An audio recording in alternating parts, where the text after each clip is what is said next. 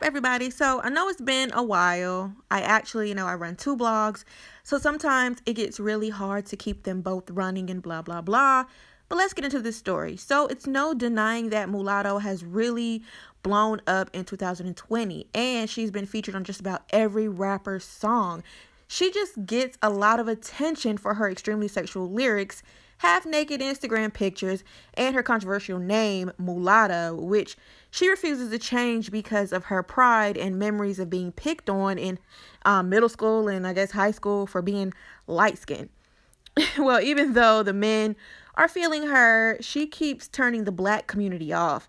So about 2 months ago, she was in the news for calling her best friend an orangutan, in which she defended herself only when she saw the backlash that she was getting and said that it's just her personality and that motherfuckers are too sensitive, crybaby, sissy bitches, and she's out. She says, if I wasn't a rapper, I'll delete all social media right now. I ain't even gonna make no more IG stories. Y'all got it, bruh. Don't want it if I can't be myself. I'ma always be Alyssa from Clayco. Sorry, not sorry. Y'all sensitive as fuck. So to me, I feel like even if she was playing with her friend, she didn't say, I apologize if it came off this way, but fuck y'all, that's my friend. Like, I would at least like her to say, I apologize because my name is Mulatto and I said something derogatory and didn't even know it. I'm uneducated. Please educate me. But no, she started cussing people out as always and blocking people from her social medias and then says, like, fuck it, y'all soft. I'm not going to do this social media shit no more. Well, fast forward 2 months and she's, in this, not the same situation because it was bigger then, but now people are looking at her side-eyed for these last two incidences that happened on social media. So last night, Mulatto was drinking while looking at this Jeezy versus Gucci versus that was on Apple Music. Like everybody else was looking at it. So she decided to literally get on Twitter with the Twitter fingers and cuss out anybody that even thought about coming at her sideways. And I mean heavy cussing, like, you dumb bitch this, fuck you girl, blah, blah, blah. So she eventually ended up getting into it so bad with these girls who they were just clearly like trolls or whatever. One girl who pretty much had the softest response just told her to hush. She went to the girl's page, screenshotted her picture, said, let me go to it. Because she said she was a few tequila shots in. So if anybody wanted a response from her, that they were going to get it that night. So somebody told her, girl, hush, when she was going on and on about Gucci Mane.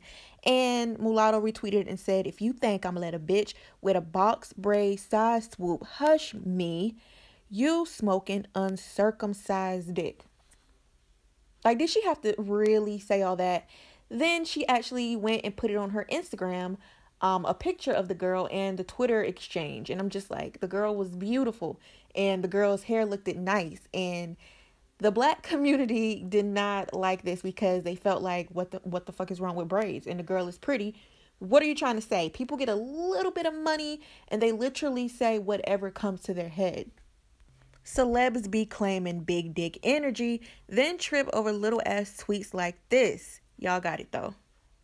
People started big upping the girl, saying the hairstyle was cute and they get their hair done like this all the time. What's wrong with it? You got some money, you acting different. Somebody said you doing too much. You didn't have to take it to Instagram because I guess she was drunk at this point. So she literally screenshotted a picture of the girl and I think it's still up on her Instagram. So the Neighborhood Talk reposted it and that's when all these comments started flooding about how Mulatto is once again a colorist.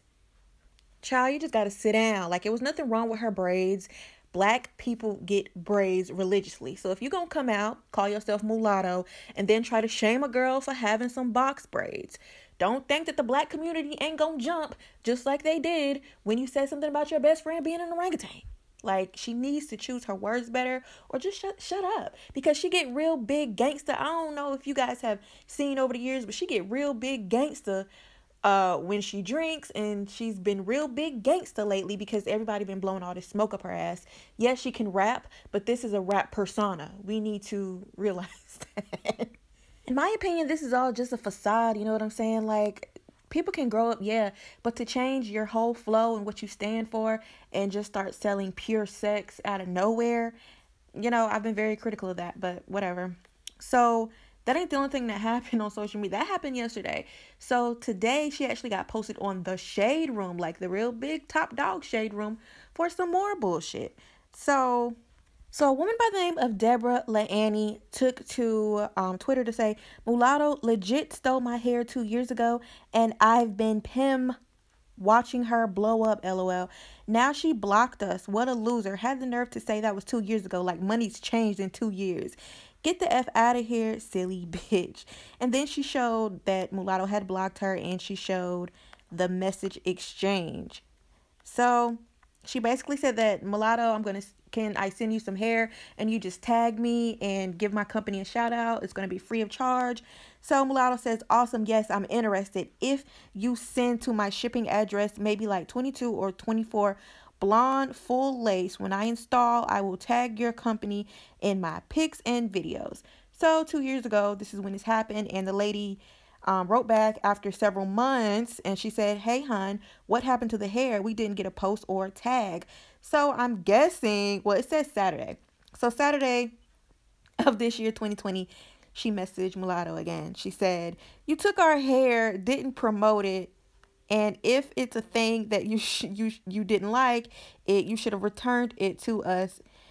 We are a black-owned business that spent a lot of money on hair. For you is a big shame, and now you've gotten bigger. I doubt you'll care. You could have just paid for the hair if you wasn't going to promote it. So Mulatto said, girl, that was 2 years ago, and then blocked her. She said, what y'all fail to realize is, Mulatto is saying this, I have no problem buying a whole different wig on my own and tagging that girl as if it was hers.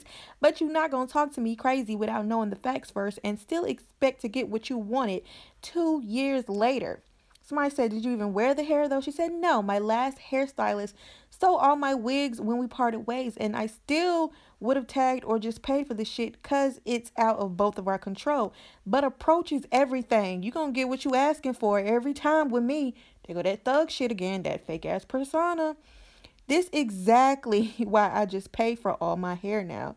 I got an MF for trying to sue me now for a car accident 3 years ago. Like, everything and everybody be so opportunistic. I swear to God, I be wishing I was normal sometimes. And, if this wasn't bad enough, she kind of bigged herself up when the girl first approached her. She said 2 years later, I'm getting 10K a post and still would have tagged / reimbursed you if I was approached differently, boo. My last hairstylist stole all my wigs when we parted ways. Why would you wait 2 years? Blah, blah, blah. So this got posted on the Shade Room, and some of the comments were basically like, I don't give a fuck if it was 10 years ago, run me my money. But she did ask you one time nicely and you ignored her, lol, so I'm confused. But she came correct the first 2 times. Baby, just pay. I like Lotto, but she wrong for that. Girl, pay that damn girl for that. 2 years or 2 hours later, do the right thing. It's no pressure, sis. Somebody said, why did you block her, though? She said, she came at you nice, though. For real, if you broke, just say so. So, here's another situation. If you're going to take from a black-owned business, because a lot of these businesses that sell this hair are ran by Koreans and other people. So if you come across a black-owned business, do right by them. Do right by them. And here's another situation where the black community isn't feeling Lotto. I don't care if it was 2 years ago. I don't care if it was 2 hours ago. We are a small black-owned business. We reached out to you. You said you would do it. Do it.